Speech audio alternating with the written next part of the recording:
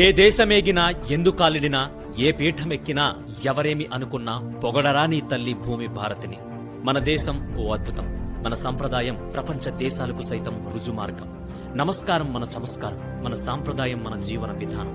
వేల ఏళ్ల నాటి మన భారతీయ కట్టుబొట్టు ప్రకృతితో మనల్ని మమేకం చేసేలా మన పూర్వీకులు మనకిచ్చిన ఓ మహత్తర వరం. ఇవన్నీ చెప్పదగిన సమయం ఇది.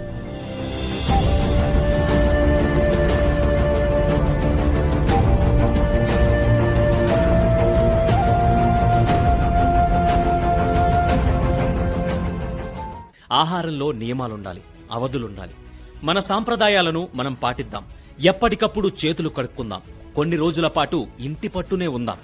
ఏ వైరస్ అయినా మన దరి చేరాలంటే ముందు మన గడప దాటాలి. అందుకే మన సాంప్రదాయంలో భాగమైన, ఆచారంలో భాగమైన మన ఇంటి గడపకు పసుపు రాద్దాం. వ్యాధిని నివారించగలిగేది కేవలం ఔషధమే కాదు, మన మనో నిబ్బరం కూడా. అందుకే ముందు మనం ధైర్యంగా ఉందాం. ఎందుకంటే భయం అల్సరున్నోణ్ణి కూడా చంపేస్తుంది. ధైర్యం క్యాన్సర్ ఉన్నోణ్ణి కూడా బ్రతికిస్తుంది. కరోనా అనేది గాలి ద్వారా వ్యాపించదు. ఆ వ్యాధి ఉన్న వాళ్ల నుంచి పక్కనున్న వాళ్లకు తుమ్ములు, షేక్ హ్యాండ్స్ ద్వారా వ్యాపిస్తుంది.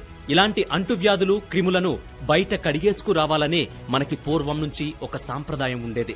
బయటికి వెళ్ళొచ్చినా, ఊరెళ్ళొచ్చినా కాళ్లు కడుక్కుని రావాలని. ఇది నా దేశ సాంప్రదాయం. తిరిగి ఆ సాంప్రదాయాలను అలవరుచుకుందాం. షేక్ హ్యాండ్స్ ఇచ్చి అవతలి వాళ్ల అశుభ్రానికి మనం బాధ్యులు అవ్వద్దు. 2 చేతులతో వినమ్రంగా నమస్కరిద్దాం.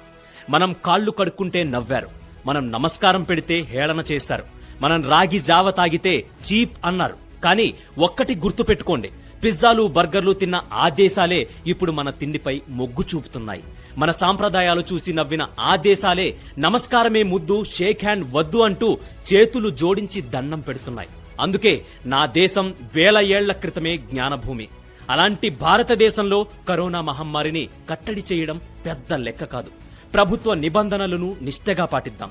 ఎప్పటికప్పుడు చేతులు సబ్బుతో కడుక్కుందాం. రాబోయే కొన్ని రోజులు మన దేశ క్షేమం కోసం మనమంతా ఇంటి దగ్గరే ఉంటూ వైరస్ పతనానికి నాంది పలుకుదాం. అనవసరపు పుకార్లను నమ్మకుండా పక్క వాళ్లకి అవగాహన కల్పిద్దాం. వైరస్ వచ్చినోళ్లు ఎవరైనా స్వచ్ఛందంగా వెళ్లి పరీక్షలు చేయించుకుంటే అది నయమయ్యే అవకాశం ఉంటుంది. అలా కాకుండా దాచిపెడితే అది ముదిరిపోవడంతో పాటు మీ చుట్టూ ఉన్న వాళ్ళకి, మీ కుటుంబాలకు ప్రమాదం అలుముకుంటుంది. ఏం పర్లేదు, మన మనోనిబ్బరంతో, మన శారీరక శుభ్రంతో ధైర్యంగా నిలబడితే కరోనా తోకముడుస్తుంది. పచ్చడి మెతుకులు, రాగి సంకటి, సద్దన్నం, ఉల్లిపాయ, జొన్న రొట్టెలు, బగారన్నం తిన్న శరీరాలు మనవి. కొంచెం జాగ్రత్త తీసుకుంటే ఏ వైరస్ మనకి సోకదు. కానీ అప్రమత్తంగా ఉంటూ అవగాహనతో ప్రభుత్వాలకు, డాక్టర్లకు మనం సహకరిస్తే కరోనాపై యుద్ధం గెలవడం కష్టమేం కాదు. ఏ దేశమేగినా ఏముంది గర్వకారణం. ప్రతి చోట ఆ మహమ్మారి స్వైర విహారం. ధనిక పేద తేడా లేదు. ఇప్పటికైనా ప్రకృతిని గౌరవిద్దాం.